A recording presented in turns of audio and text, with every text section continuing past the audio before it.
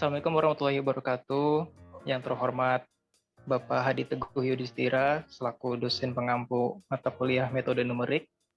Kami dari kelompok Mednum Jaya ingin mempresentasikan tugas besar kami yang berjudul Perbandingan Metode Analitik dan Numerik pada para layang Gajah Bobok, Sumatera Utara.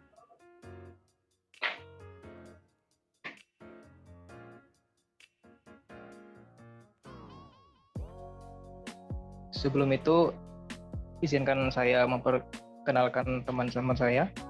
Yang pertama ada Fatih Asmi Supriyadi, Teken Suranta Hagana, saya sendiri Catur Davardia, Angga Jihan Pratama, dan M. Okta Fernanda.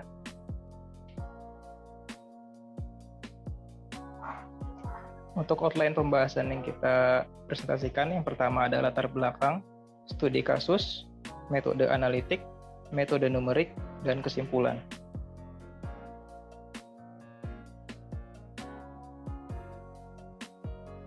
Untuk latar belakang akan dibacakan oleh rekan saya, Angga Jihan.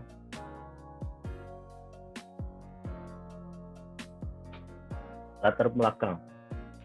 Itu latar belakang dari presentasi ini adalah para layang merupakan olahraga udara yang dilakukan dengan berlari dan melompat melalui ketinggian tertentu. Dapat berupa bukit atau tebing tinggi. Setelah menentukan ketinggian, para atlet harus melompat dari ketinggian tersebut. Parasut yang disimpan di punggung akan mengembang saat terjun, dengan cara menarik tuas pada parasut tersebut.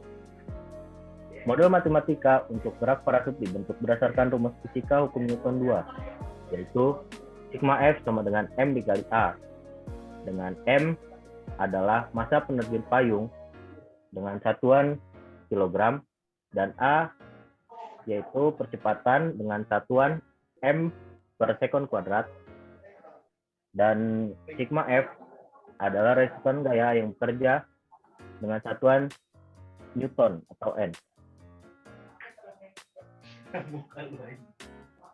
Nah, di sini ada beberapa rumus, yaitu sigma F sama dengan M dikali A, di mana W dikurang gaya gesekan sama dengan M dikali A, M dikali G dikurang koefisien gesek dikali V sama dengan M dikali A, M dikali G sama dengan koefisien gesekan dikali V sama dengan M dalam kurung dV per dt, dV per dt sama dengan G dikurang koefisien gesekan dikali V per M.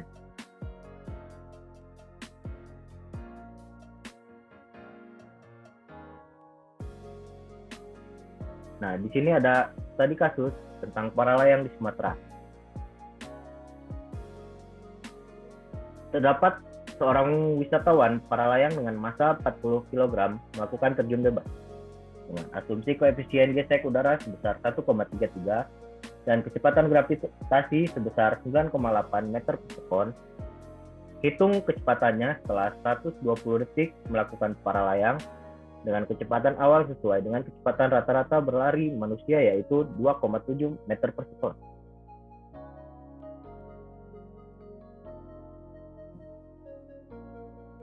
Selanjutnya saya kembalikan ke moderator. Oke, untuk slide selanjutnya akan dibacakan oleh rekan saya, Okta Fernanda.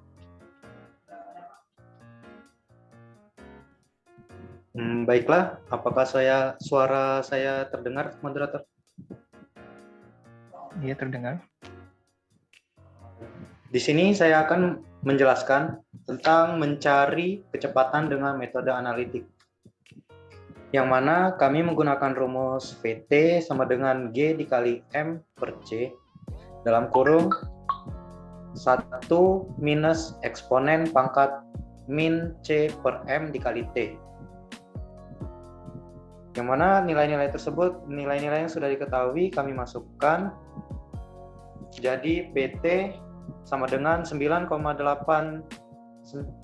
meter per sekon kuadrat dikali 40 kg per 1,33. Dalam kurung 1 minus eksponen pangkat min 1,33 per 40 kg dikali T. Pada saat T sama dengan 120, yang mana kami mendapatkan nilai VT sama dengan 294,73 dalam kurung 1 minus eksponen pangkat min 0,3325 kali T. T tersebut kami substitusikan menjadi V 120 sama dengan 294,73 dalam kurung 1 minus eksponen min 0,3325 dikali 120 dan mendapatkan hasil 12,8 meter per sekon. Baiklah, sekian dari saya kembalikan ke moderator.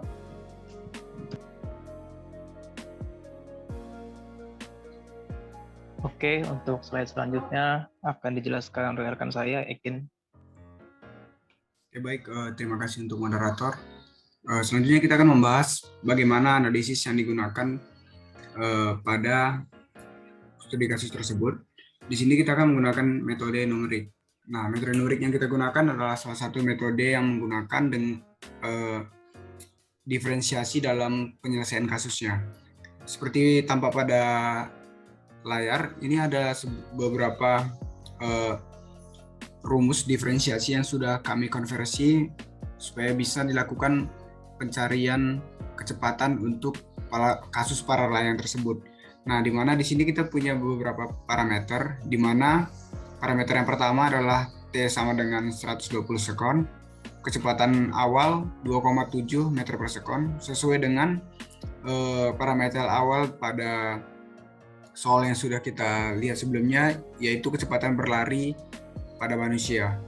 Nah, selanjutnya setelah didapatkan parameter-parameter tersebut, itu dilakukan substitusi ke persamaan diferensiasi, di mana setelah melakukan substitusi tersebut didapatkan hasilnya 9,82 meter per sekon. Selanjutnya,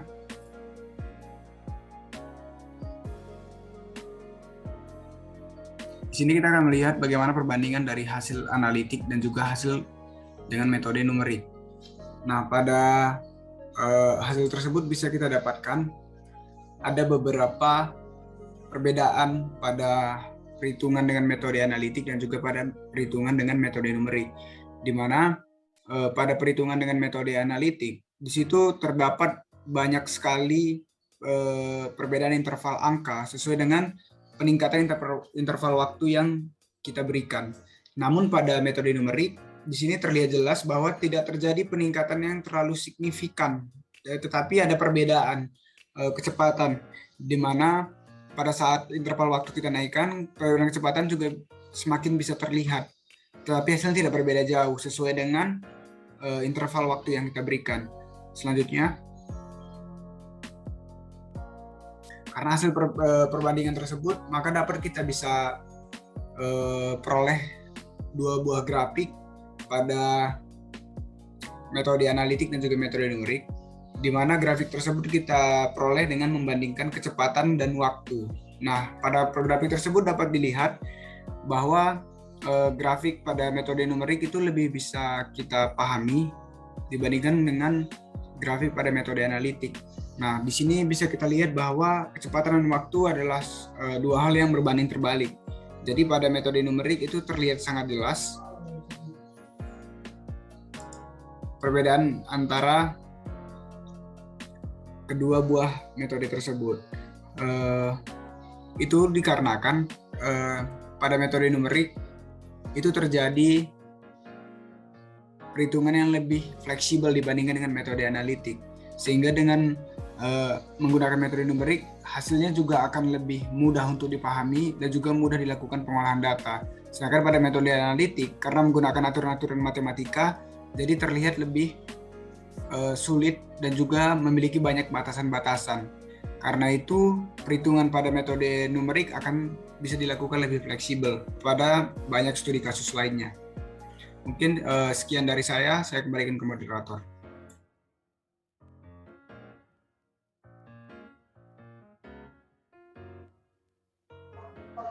Oke, untuk slide selanjutnya akan dibacakan rekan saya, Fatih Azmi.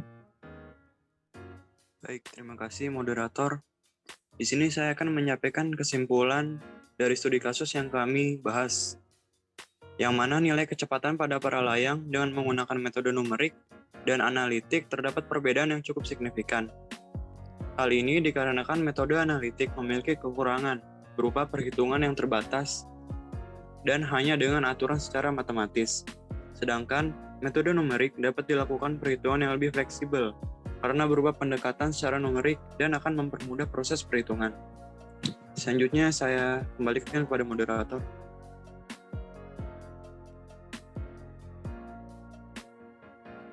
Oke, sekian presentasi tugas besar dari kelompok kami. Saya mohon maaf apabila ada kekurangan. Saya ucapkan terima kasih. Assalamualaikum warahmatullahi wabarakatuh.